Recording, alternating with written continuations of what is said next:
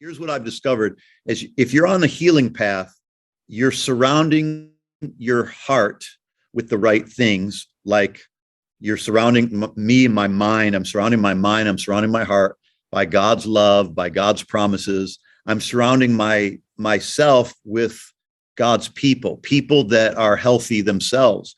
I'm surrounding myself with the right people. So I have to give myself the right thoughts. I have to let my heart be loved by God from the inside out. You know, love really is an inside job.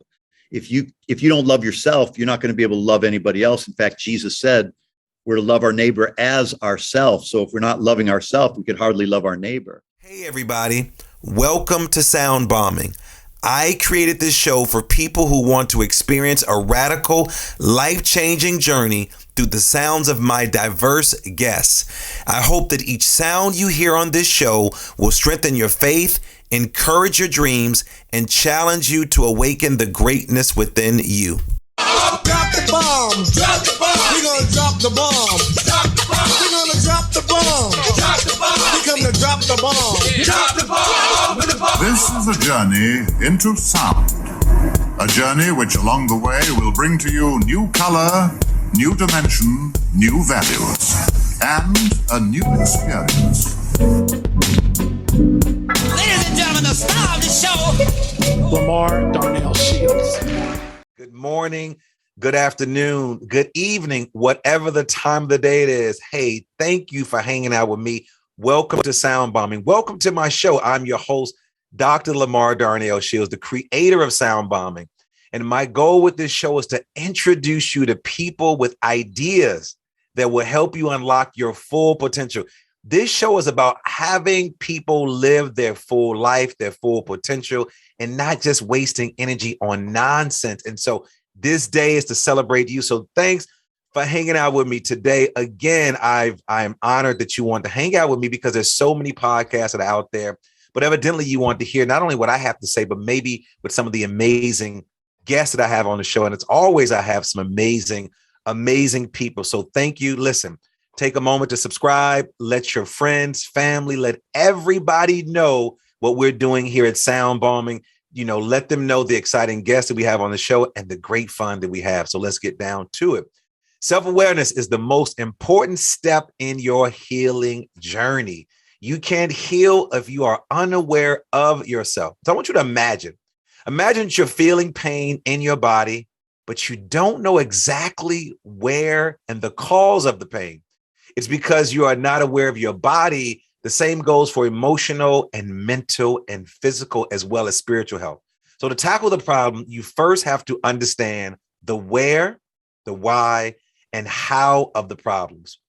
Hey, my next guest has dedicated his entire life to healing, self-healing, and helping other people heal. He has helped millions of people find healing, hope, and transformation through love and grace. Two of my favorite words. And I would also throw in there, and mercy. His revolutionary breakthrough teaching, Fast from Wrong Thinking, has become a global movement, bringing effortless change and miracles. He knows firsthand about transforming his life because at the age of 16 years old, he was caught up in the drug trade, a level of hopelessness, and battling depression. He was plagued with negative thoughts that told him you'll never accomplish anything. And if you've been on my show, you've heard me talk about my own personal challenges. Well, listen, he flipped the script. Now he is the founder and senior pastor who has led the multi-site Life Changers International into a worldwide organization through online streaming and television, and he's a prolific author and conference speaker. He is a leading speaker on emotional healing. He created the popular television program Power to Change Today, not tomorrow, but today, because today is a gift, reaching millions of households worldwide. But I'm so excited because his new book is on its way out. It's called Soul Cure. It comes out this May, released by Baker Books. Who am I talking about? None other than Gregory Dickow, or should I call you Pastor Gregory? How you doing, brother? Welcome to the show. Doing great, doctor. It's really a pleasure to be with you. Call me Greg, call me Gregory. Anything is good. I'm so thankful for the opportunity to share with your viewers and listeners about all the goodness that's in store for them. Well, man, thanks for hanging out with me. It's interesting. You said, call me Greg, call me. I tell people, they say, well, do you want me to call you doctor? I said, that means I still have some student loans that I need to pay. That's the only difference between me and other folks with all these labels and these letters behind my name. That means that they're still looking for me, Pastor, and they still want some money. I hear you. I hear you. And so many people, they got so many degrees, they could break a thermostat or a thermometer, but here we are. We just making it through the school of hard knocks, right? That's what you and I have had to go through. And we made it to the other side in some ways. So thank God. Yeah, thank God, and always honor God for what we've gone through. What you may or may not know, brother, we have some things in common. I am from Chicago, man. You are in the great state, my home, the land of Lincoln. I love it. I love it. I know you're from the South Side, I think, because the South Side. Yes, I am. It's just precious people there. And we have a church not too far from there. We're on 15th and Loomis. And we're really blessed to be able to have an outreach to the inner city of our great Chicago. Well, man, I did my homework on you. I called a couple of people. I said, listen, I'm about to interview this brother. I think I've heard of him, but I'm not sure. And I said, do you know him? It's like, hold up. You're about to sit down with him. I'm like, no, for real. Yes, I am. And I'm like, so do you have anything you want me to ask him?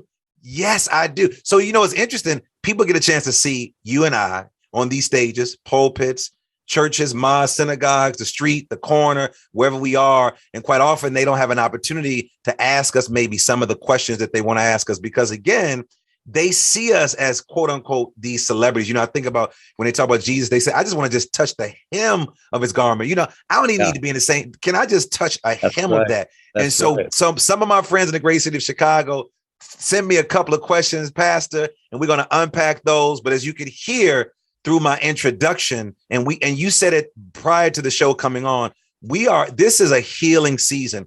We see what's going on not only in Europe and what's spreading over to all these other countries and or continents that exist in some of these hamlets and some of these communities and barrios and these hoods and these neighborhoods, that there's some healing that needs to take place. But before we get into the healing that you have been bringing to masses across the country, let our listeners know about your personal journey to self-discovery and self-healing. Because quite often we write these books, we give these lectures, and we tell these stories, but at the core, people don't know our personal journey. So I want you to share with my listeners your personal journey to self-discovery and self-healing. What was that process like? Well, Dr. Shields, I thank you for asking. You're right. It really is all about our personal story. Everybody's life is a story, and we're in various chapters. Each of us are at some chapter in our story's life, and your story doesn't end with depression. Your story doesn't end. It may include it, but it doesn't end with it. And my story started as a young kid that was just insecure, like many other kids, and growing up in a suburban area where I was Middle Eastern. I was like the minority among the people that I went to school with. And so comparing myself to others was something that wasn't hard to do. We all compare ourselves in many ways. I was depressed. I was lonely. I had this awareness of my emptiness. I didn't have the awareness of my gifts. I didn't have awareness of my skills. I didn't have awareness of all the treasures God had put inside of me and how he's put these treasures in everybody. I didn't grow up with the awareness of those treasures. I grew up with the awareness of my pain, the awareness of my loneliness, the awareness of my emptiness. That drew me to the wrong crowd. That drew me to the wrong habits.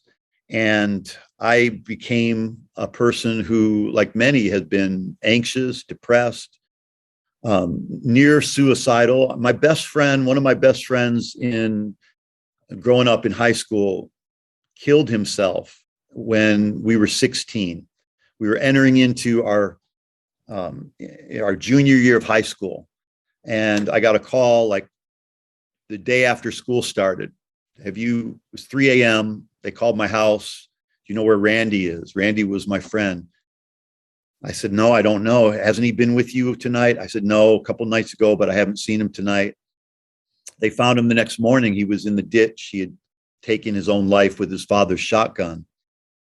In that moment, doctor, something went off inside of me that I better find a reason to live, or I'm going to end up in the same ditch that Randy ended up in. And I'll say, mind you, that Randy was a baseball player on the baseball team, had a beautiful girlfriend, was popular. I was everything but that. Didn't have a girlfriend, had no front teeth, wasn't on the baseball team.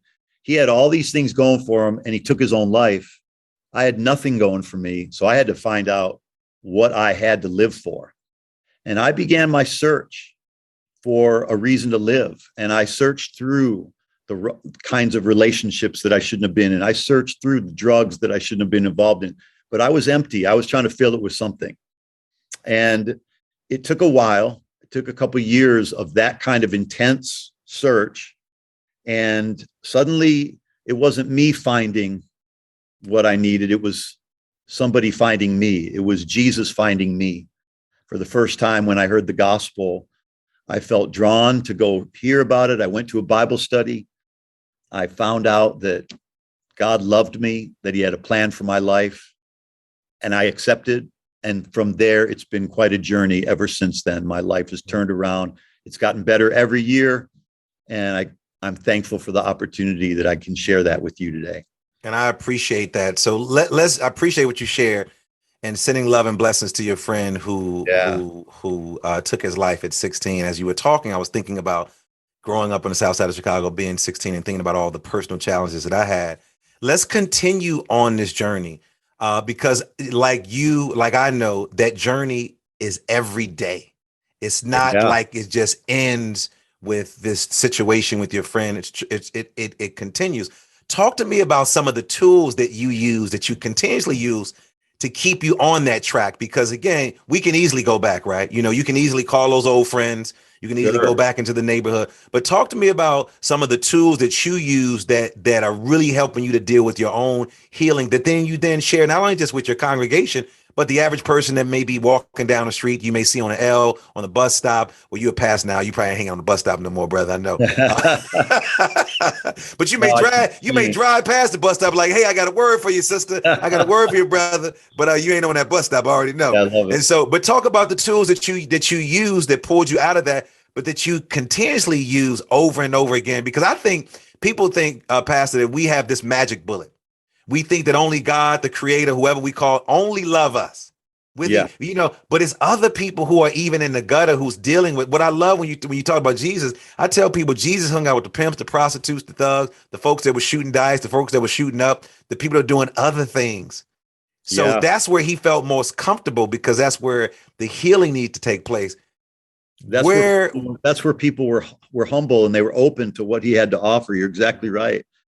Yeah, the tools that I started to use, doctor, were, the first thing I did was I realized, and I think it's such an evolutionary process. Like you said, it's not a magic bullet. There is no one day fixes years of pain. But if you get on the right path, that's the secret to it all. And what's on that path? What's on that healing path? Here's what I've discovered is if you're on the healing path, you're surrounding your heart with the right things. Like you're surrounding me and my mind. I'm surrounding my mind. I'm surrounding my heart by God's love, by God's promises. I'm surrounding myself with God's people that are healthy themselves. I'm surrounding myself with the right people. So I have to give myself the right thoughts. I have to let my heart be loved by God from the inside out. Love really is an inside job. If you don't love yourself, you're not going to be able to love anybody else. In fact, Jesus said we're to love our neighbor as ourselves. So if we're not loving ourselves, we could hardly love our neighbor. And so I think when we start with love, God loves us. And I think that's the most valuable thing that I could tell a human being, because when you understand God's love, when you finally begin to grasp it, and we can only begin to grasp it, when you begin to grasp God's love for you is unconditional, unmerited, unearned love, that he's smiling at you. He's smiling at me. He wasn't just smiling at me today when I did something good. He was smiling at me years ago when I was caught up in all of my pain, caught up in all of my habits. And what I realized about habits, doctor, was even though my habits were bad, that wasn't really the problem. The problem was not the things that I was doing wrong. I think so many people focus on, I got to stop doing the wrong things, but really it's not what I needed to detach myself from. It was what I wasn't attached to. I wasn't attached to the umbilical cord of God's love. I wasn't attached to a stream of thinking that would give me confidence and give me faith and give me self-worth. I wasn't attaching myself to God's love. I wasn't attaching myself to the right stream of thoughts, and I wasn't attaching myself to the right people. If somebody who's listening right now could get those three things, it's not that we have to detach from all the bad things. It's that we have to attach ourselves to three good things: God's love, a stream of thinking that is a healthy way of viewing ourselves, and a stream of people that will support us in the journey. If you have those three things, that is what's on the path for your healing. So you talk about attachments. Now, we are in a generation where social media is running almost everything. And a lot of people base their entire self-worth on achievements and or attachments, which are not healthy at all. What is your response to that phenomenon that we're seeing, not only just, in congregations, we're seeing this everywhere, when we're attaching ourselves to these physical things that really don't have a lot of value. Yeah, and we're looking for approval, and we're looking for somebody's stamp of approval. We're looking for the likes. We're looking for the blue check marks on our Instagram page. We're looking for popularity. It's not the same kind of popularity that you and I grew up with. It was different. It was more street popularity that we looked for. But now people are looking for their value, and they're looking for their approval in what people think about them on Instagram and what people think about them on social media. And, the only cure for this addiction to approval, and that's what I would call it. We have an addiction to approval. We need people's approval, and therefore it's like an addiction. And you need, like a famous psychiatrist said this. I don't have his name in front of me, but very well renowned. And he said the worst drug of all is this drug of approval. And the worst problem that you can have in life is fame. And he said the brain is wired so that the most famous people become so addicted to the dopamine and the serotonin, the chemical reaction that goes on in their brain when they are fed popularity, when they are fed attention, that they end up needing more and more. It's like the passageway into the pleasure center of the brain. There's a highway into the pleasure center of the brain. And when the right chemicals get on that highway, then we find happiness and joy. And the problem is we're shoving so many wrong things down the pleasure center of our brain, and we make our brains addicted to the wrong things. And approval is the biggest addiction that is out there. And the only way to cure it is to get our approval from our Creator. Once a person understands God's approval, and then they can approve of themselves on the inside, it's when we attach ourselves to that approval. We can only find that in the love of Jesus, in the Word of God, in the relationship that God wants to have with us, and in a healthy family. A healthy family is where that should be modeled. And unfortunately, we don't live in a generation of a lot of healthy families. A healthy family is really an exception to the rule rather than the rule. So we live in all these unhealthy situations, unhealthy families. As a result, we have an addiction to approval and affirmation that can only come from the love of God. And in my book, Soul Cure, which you talked about, one of the chapters in my book is called Get Swept Away. And it's about being swept away by the love of God. And once a person gets on that path, they begin a journey of healing, and they no longer have the same appetite for the addiction of approval from others. Yeah, speaking of approval, one of the things that I noticed connected to approval are words. I love words. That the first lie passage that they told us when we were young, next to the Easter Bunny don't even lay eggs, and we still believe that theory. But it sticks and stones may break my bones, but words will never hurt you. And when you talk about approval, typically it's connected to words. And I got an opportunity to look at several of your talks, and one of them that really drew my attention, because I love words, was what are the most powerful words on earth? Can you unpack those words that you shared? Because again, somebody out there needs to get some approval from themselves, not from social media, not from the fame, but there was some words that you shared with your audience. Could you share those words and connect Yeah. those words to this issue of, how we deal with ourselves when it comes to having approval from ourselves?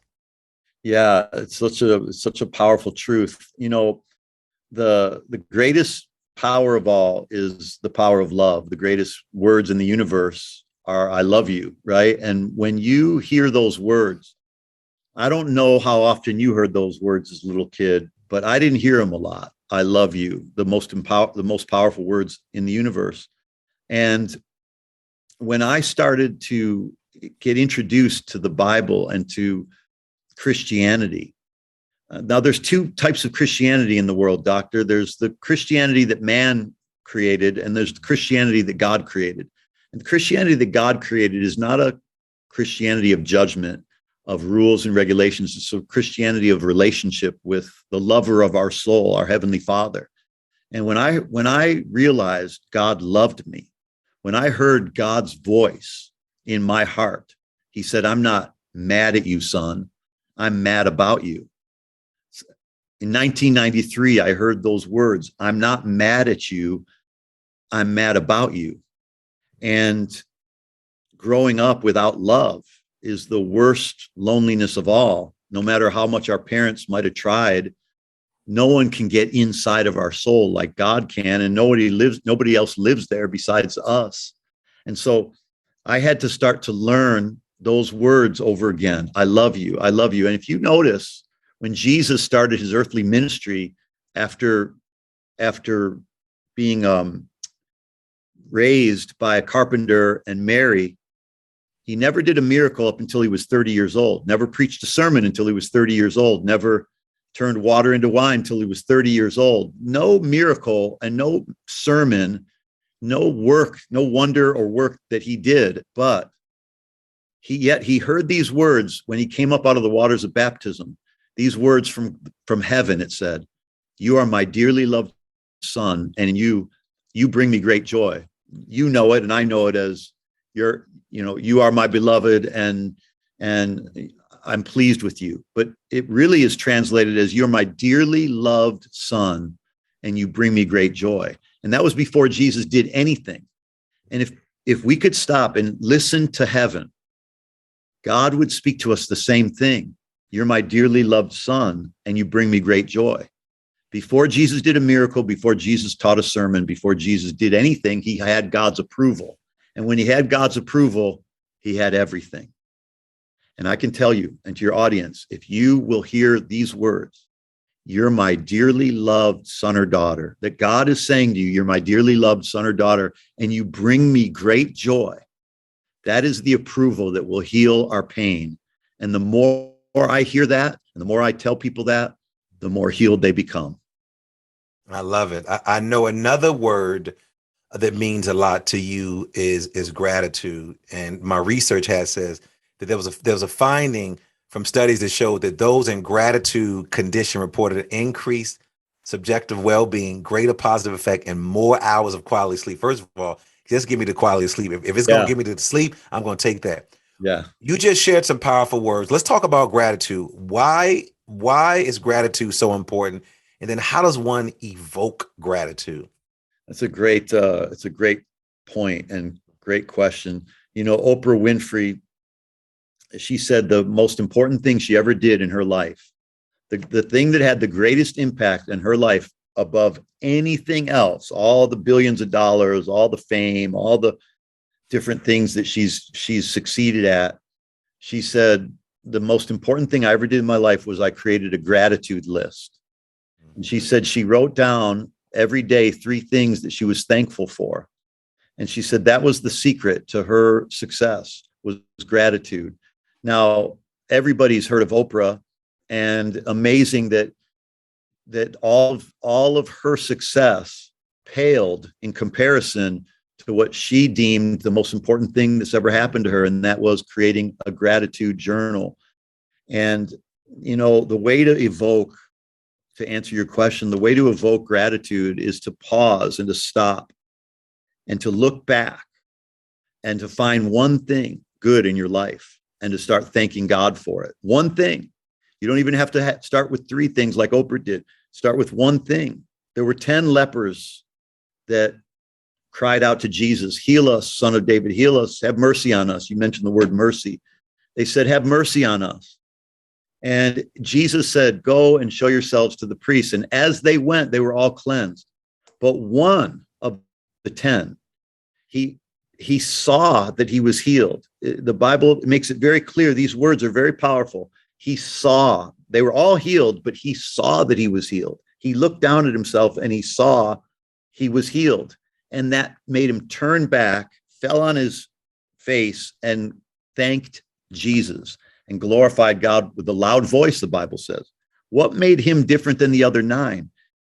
They all were cleansed, but he stopped to pause and reflect and look at what had just happened to him. And that made him turn and give thanks. And then Jesus said, wow, seeing his faith, he said, your faith has made you whole.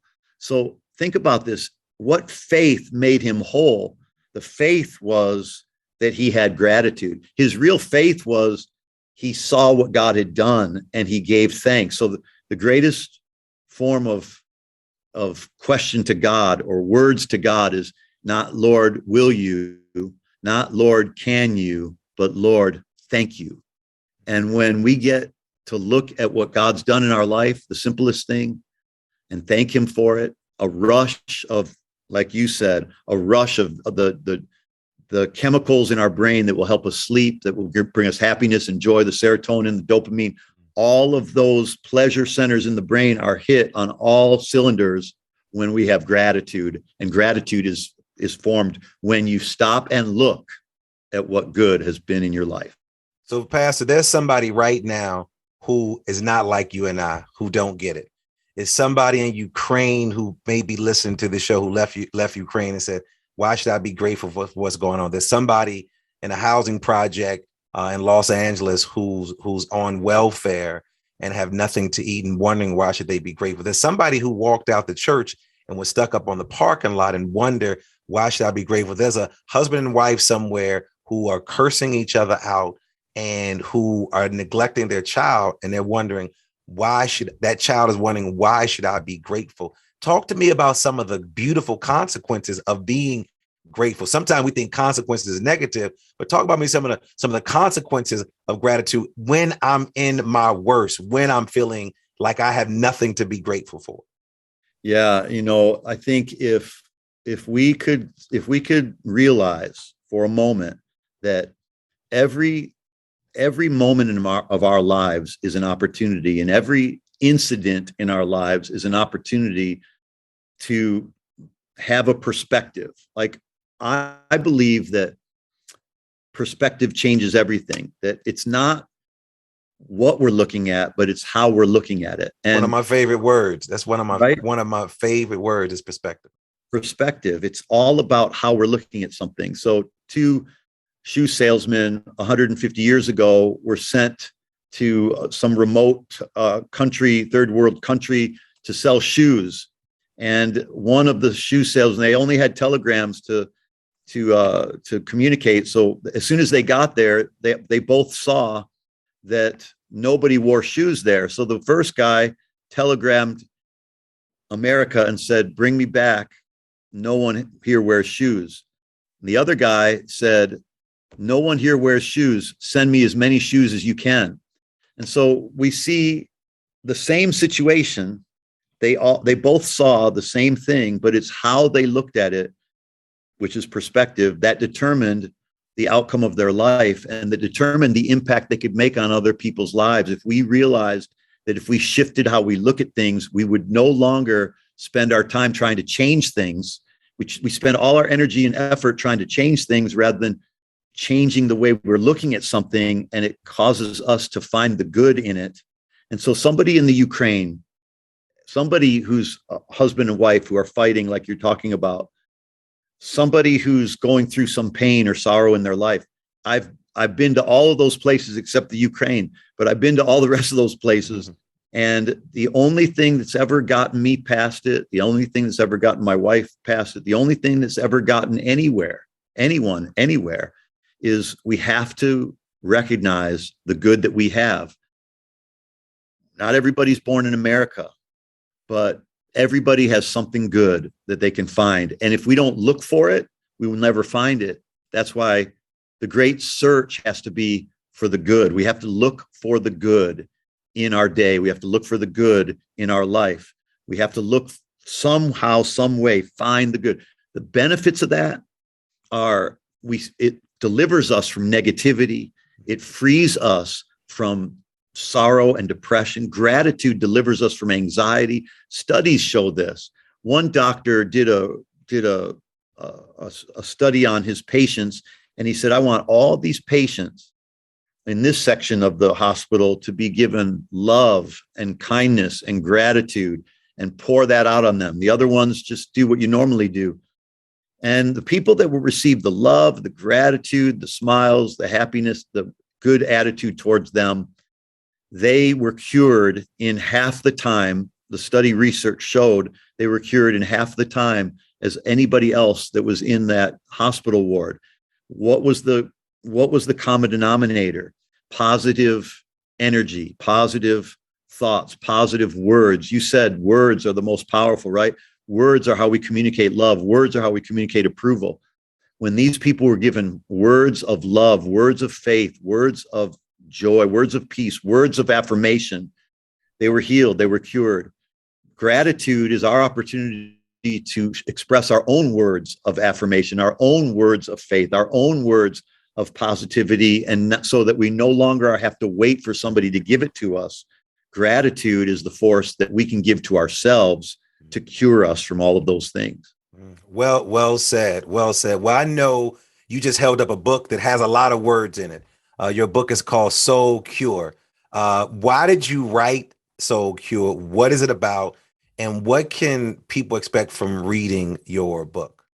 Yeah, Soul Cure came out of depth of a realization and a growing numbers of cases of mental health crises in our cities, in our nation, in our world. The mental health crisis is at an all-time high. COVID only exacerbated it, inflamed it even more, but it was already building, and it was already coming to a crescendo of massive pain. 1 million people a year commit suicide.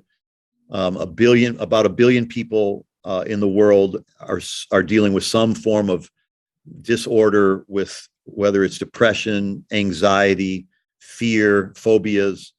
And so I realized that we have to cure this. We have to get to the root of the problem. The problem with most therapy is that it deals with the surface. Unless it can get to the root of the problem, it's never going to solve the fruit of the problem. We can pluck off bad fruit all day, but the root is going to continue to produce bad fruit. So the actual word secure, which contains the word cure, comes from the word rooted. So secure means to be rooted, and to have a cure means that you can get to the root and you can heal the root so that all the fruit will be healthy. And so my vision for writing this book, Soul Cure, was to put together, over my 30 years of experiencing mental freedom, emotional freedom in my life and the lives of people that I came in contact with. The last 30 years of my life, I'm 57, but the last 30 years of my life has been dedicated to curing people at the root level. What is underneath the anxiety? What is underneath the anger? What is underneath the fear? What's the underlying belief system? And so what I did was I broke down each of the major emotions that people deal with, whether it's depression, whether it's anxiety, whether it's ingratitude, shame. I deal with all of these topics in my book, Soul Cure, so I can get to the root of what's causing people to feel shame, what's causing people to feel angry, what's causing people to feel depressed. And the book is basically a journey. It's a day-by-day journey of getting to the roots and uprooting the things that are at the very source of our pain. And so the subtitle for Soul Cure is how to heal your pain and find your purpose. So when you begin to heal yourself, by attacking the root causes of what is ailing you, then we can end up in a place where we are launched into our purpose and into our destiny. And if somebody were to ask me, how can I find my purpose? The first answer would be, let's heal your pain, because in healing your pain, you'll find your purpose. In healing your pain, you'll find the purpose in you healing other people's pain once you come through it, or at least once you begin the journey. I love the breakdown of the book, and it seems like an easy read. I want to step back just a little bit and unpack the title. So you explained really the cure, but how do you then define soul? What's your definition of soul? Yeah, no, that's really important, because the soul is the most valuable part of every human being, as everybody knows. But so what is the soul? Very simply, it's three things. It's the mind to think, it's the heart to feel, and it's the will to decide. The mind to think, the heart to feel, and the will to decide. So what we have to do is we have to retrain our mind on what to think. We have to then retrain our heart on what to feel, and what feelings matter and what feelings don't, and how to feed those thoughts and how to feed those feelings, because feelings, all of our emotions are fed by a stream of thinking. So if I think I lost my wallet, even if my wallet, I put it in the wrong pocket, but I think I lost it, then I have all these feelings of fear and anxiety, and I got to start making phone calls to my credit card companies and canceling my credit cards and get a new driver's license. And I start feeling fear, and I start acting and behaving in a way as if I'd actually lost my wallet, when it's really in my other pocket that I just never put it in. If I would have known that, the knowledge, the right thinking that I do have my wallet, the right thinking that God is on my side, the right thinking that I can overcome this problem. God has given me the tools and the skills to overcome whatever I'm facing. That knowledge constantly streaming into my mind will produce a constant feeling in my heart of peace.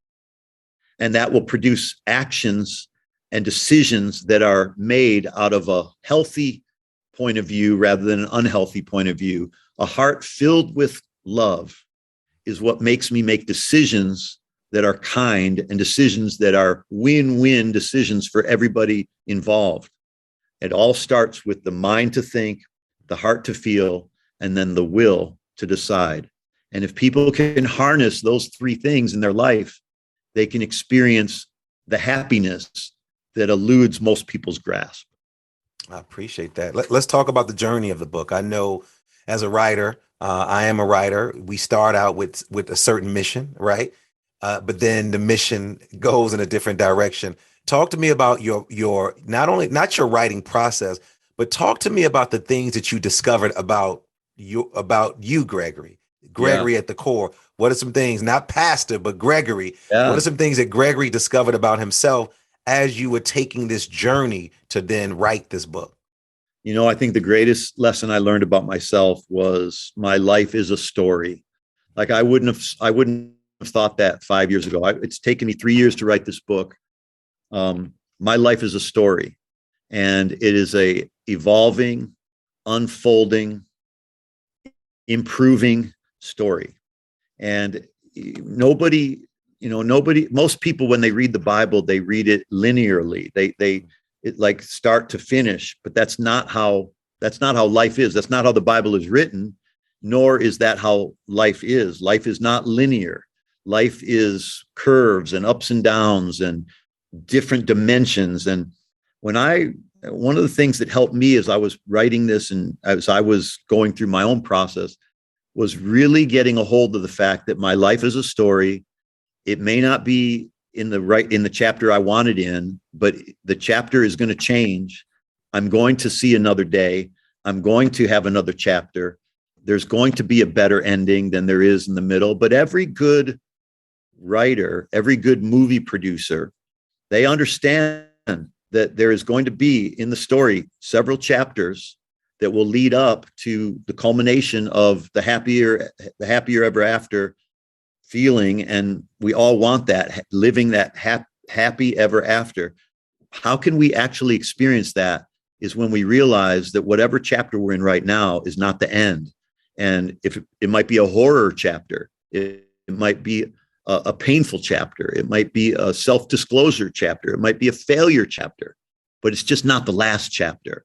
And I think when I look at my life, my successes and my failures, the thing that puts things in perspective is realizing that my life is a story and it's unfolding, and God is not finished writing my story. Well, speaking of stories, the book sounds phenomenal. I cannot wait to get a copy of it. I know my listeners want to know, how can they get a copy of your book? How can they listen to your sermons, your talks, your teaching, and how can they reach out to you if they just want to just connect with you? Yeah, reach out to me by going to soulcurebook.com, soulcurebook.com, because my name is hard to spell, but like you had to sound it out, right? My name is hard to spell. Gregory Dickow. They can go to gregorydickow.com, but soulcurebook.com. And they could also reach me at, there's a phone number that they can also text me at, and I'll give that to you in just a second. But I really want to encourage everybody, go to soulcurebook.com, or text me at 312-313-8582. I had to look that up myself, 312-313-8582, and you can pre-order the book. It's coming out at the beginning of May. When you said 312, you took me back. That's the original. That's the original area code, man. Not 773 and 7708. Man, Pastor, right? I still know my telephone number when I was a kid. It's not around anymore. But my sister and I would always just 312. We knew our entire telephone number back then, man. When you said 312, I started to smile. It's so funny. It took you home. Yeah, man. It took me back, man. It just took me back. Awesome. So, if there's one thing that people should take away from our conversation, and actually your life as a pastor, as a husband, as a child of God, what would you hope that would be? I really hope that people will see, the one thing that I want them to take away is God's love for them will never fail. Their life is a story, and whatever chapter they're on, it's going to get better if we entrust our soul to the one who created our soul. Go to our Creator, go to our God. Open your heart up to him. Realize your story isn't over. It may feel like it's a bad chapter, but your story doesn't end there. No matter what failure you've had, your story doesn't end there. And that's my takeaway. That's the takeaway I want everybody who's watching to take away. And there's some great chapters coming up in your story. We just have to heal the pain and watch what God will do. So, I always have this thought about clowns. Like, clowns make us laugh. Now, sometimes I wonder who makes the clown laugh. I think about pastors, and I think about pastors praying for others, but who prays for the pastors? I think about comedians who make other people laugh, and who makes the comedian laugh? So someone like you who has a busy life pouring into other people, where do you go? Where do you go to get your energy? What are some things that you do when the things that you think were going to work, pouring into other people, just don't turn out that way and you just get tired? Talk to me about, where do you go and what do you do? Yeah, I try to go to the ocean.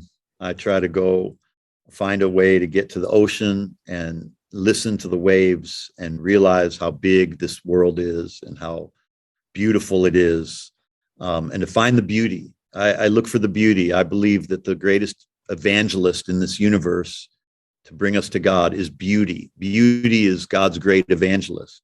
And it brings me to God every time I see beauty. So when I see the ocean, when I hear the sound, and when I hear it crashing against the rocks, there's just something very powerfully healing about that for me. And that's where I find strength. That's where I find beauty. And that's what connects me to God again. How important is self-care in your profession? To all of my pastors, imams, rabbis, people who are teachers, people who are givers, doctors, professionals, doctors and teachers, talk to us about self-care. For us who are constantly giving and giving and giving, what do we need to do for ourselves? Self-care, it's the most important thing, because we only can give what we have, and we can only reflect what we are. And so self-care is number one. You have to care for yourself first. It's number one. It's put your own oxygen mask on first, so then you can help somebody else to put their oxygen mask on.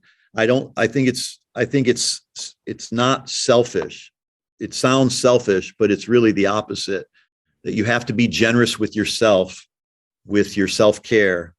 So it will cause you to have plenty to give and to be generous with others. It starts with generosity to yourself. Everything. Love yourself so you can love others. Be generous to yourself so you can be generous to others. Take time for yourself so that you can give time to others. Hey, you said it. Let me tell you, Pastor Dickow, you have dropped some jewels. Family, go and check him out.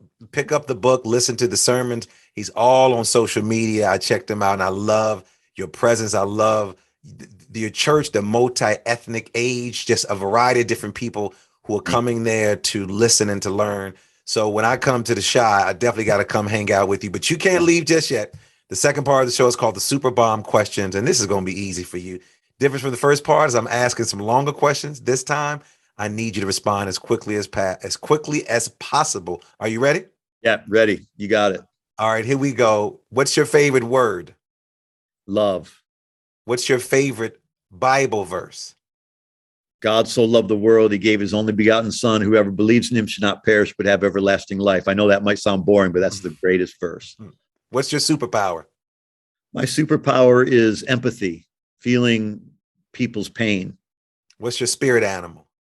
My spirit animal is a lion for sure. Like when I'm in pain, I got to go to my cave and heal myself. What moves you to tears of joy?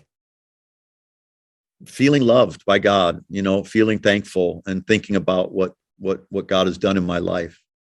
What moves you to tears of sorrow?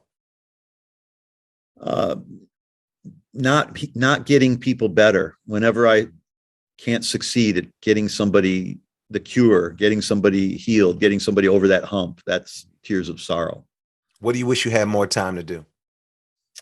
I wish I had more time to read. Reading is the best. Readers are leaders. Speaking of reading, what is the book or books you've given out most as a gift, and why?